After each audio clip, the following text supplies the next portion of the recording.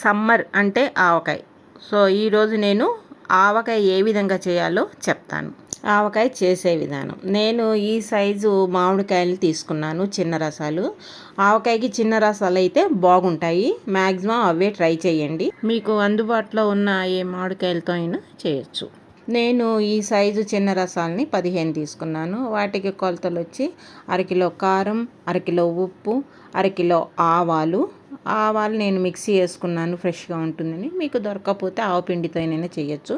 2 లీటర్ల నువ్వు పప్పు నూనె వాడుకోవాలి. ఈ మామిడికాయలని ఫ్రెష్గా శుభ్రంగా తుడిచి కడుక్కొని కట్ చేసి మధ్యలో జీడి ఉంటుంది, తీసేసేయాలి. లోపల ఒక సన్న లేయర్లా ఉంటుంది, అది కూడా తీసేయండి. పచ్చడిలో ఉంటే కొంచెం అది చేదుగా వగరుగా అనిపిస్తుంది. సో అవన్నీ కట్ చేసుకున్నాక ఈ విధంగా రెడీ చేసుకోవాలి. ముక్కలు, నూనె, ఉప్పు, ఆవపిండి, కారం అన్నీ. ఈ ఆవకాయలో శనగలు, మెంతులు కూడా వేసుకుంటారు, బాగుంటాయి కాబట్టి. సో 2 వేయటానికే ట్రై చేయండి.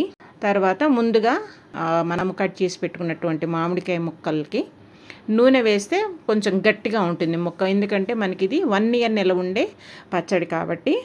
ముందు దాంట్లో బాగా నూనె వేసి కలుపుకున్నాక దాని మీద ఆవపిండి, ఉప్పు, కారం అన్నీ వేసుకొని మళ్ళీ రిమైనింగ్ నూనె కూడా వేసుకొని ఇలాగా ఒక జాడీలోకి తీసి పెట్టుకోవాలి. శుభ్రంగా మొత్తం తీసి అందులో వేసుకొని మళ్ళీ పైన, ఎందుకంటే గట్టిగా కలిపి మనం జాడీలో పెట్టుకోవడానికి వీలుగా పెడతాం కాబట్టి, మళ్ళీ నూనె వేసేసి ఇలా మూత పెట్టుకొని ఒక టవల్ని కానీ ఏదైనా ఫ్రెష్గా ఉండేటువంటి వైట్ క్లాత్ని ఇలా వాసిని కట్టడం అంటారు. ఇలా కట్టుకుంటే స్మెల్ పోకుండా, ఆ టేస్ట్ పోకుండా ఉంటుంది ఇయరంతా.